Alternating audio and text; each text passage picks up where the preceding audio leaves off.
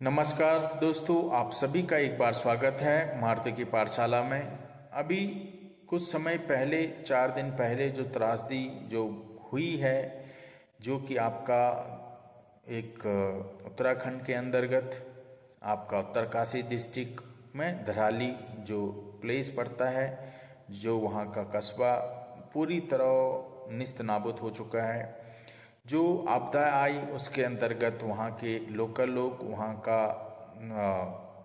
Resorts में रुकने वाले बाहरी लोग और वहाँ पे जो कैंप था आर्मी का, उसमें जो हमारे जवान थे, जिसमें कि 10 से 12 जवान लापता है जेसीओ समेत।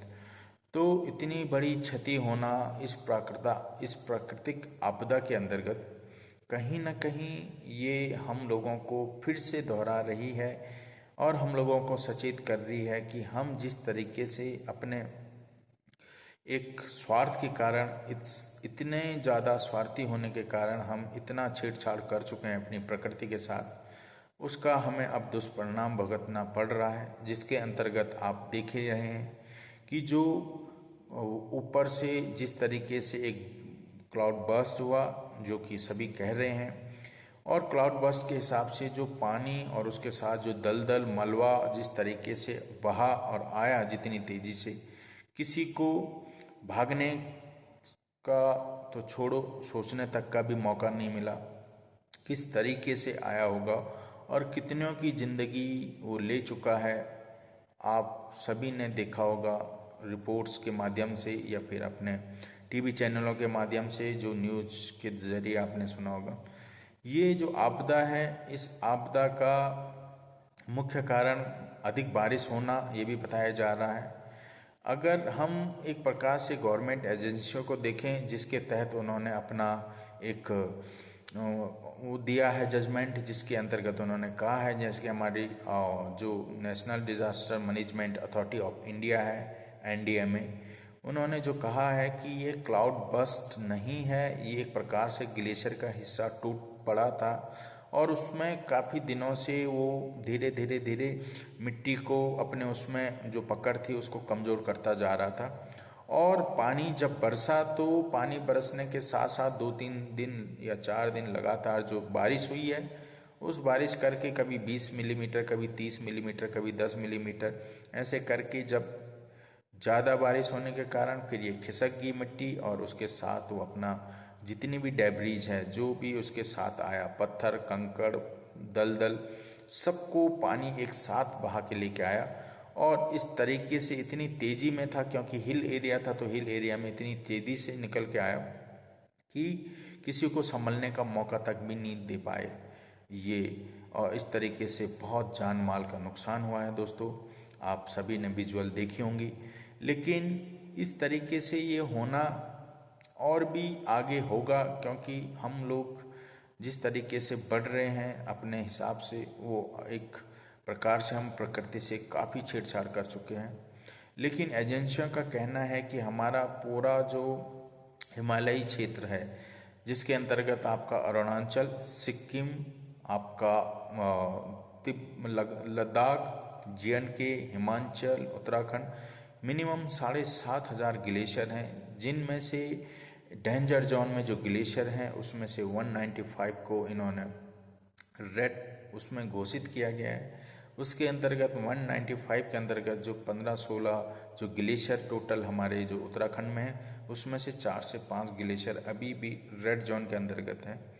तो साइंटिस्ट ने जिस तरीके से कहा है वो अलग बात है। अगर हम एजेंसीज का माने तो वो कहते हैं कि मिनिमम अगर 100 मिलीमीटर बारिश होगी पूरे डे या 2 दिन के अंतर्गत, तब जाके क्लाउड बर्स्ट होता है। लेकिन ये एक प्रकार से ग्लेशियर का जो टुकड़ा था उसमें ज़्यादा पानी बरसने के कारण, मिट्टी की पकड़ कमज़ोर होने के कारण फिर एक साथ अपने साथ सारे कुछ लिया है। तो ये सारी चीज़ें हैं, इसका पता तभी लग पाएगा जब ऊपर साइंटिस्ट जाएंगे, अपना रिसर्च करेंगे और क्या इसमें एक्चुअल था वो पता टाइम से लगेगा। लेकिन हम लोगों को जिस तरीके से क्षति उठानी पड़ी है, जान माल का जो बहुत नुकसान हुआ है, इसकी भरपाई गवर्नमेंट कुछ पैसों से कर ले, लेकिन उससे इसकी भरपाई नहीं हो सकती है, क्योंकि एक इंसान की जान बहुत कीमती है। जिस हिसाब से वहाँ पे हुआ वो तो नरसंहार के टाइप से हुआ था। तो दोस्तों जो ये घटना है, ये हमारे जिस हिसाब से क्लाइमेट चेंज प्लस आपका ग्लोबल वार्मिंग है, ये तो है ही है। अगर इस बार गर्मी ज़्यादा हुई थी तो बारिश भी स्वाभाविक ज़्यादा होगी, क्योंकि जो हीट प्लस रेन का जो मेथड है उसमें ये है कि अगर हीट ज़्यादा बढ़ेगी तो स्वाभाविक है बादल ज़्यादा बनेंगे तो ज़्यादा आपकी बारिश होगी।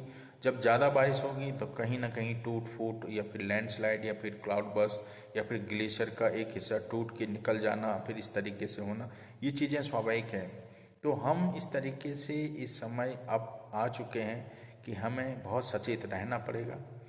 और जिस तरीके से एजेंसियां या फिर गवर्नमेंट या फिर और भी जो एजेंसियां हैं जो निःशुल्क काम करती है, जैसे कि ट्रस्ट है, इन सभी को कृपया ध्यान देना पड़ेगा। हिल एरियाज़ के अंदर आके इनको अपना जो सब सेक्शन है या फिर ऑफिस है उसको बना के फिर प्रॉपर तरीके से एक प्रकार से फॉरकास्ट या फिर उसका जांच पड़ताल लगातार कंटिन्यूस करनी पड़ेगी कि कहाँ पे किस हिसाब की बारिश है या कितना उसका मिट्टी का किस हिसाब से उसका जो पकड़ है वो कमज़ोर होती जा रही है।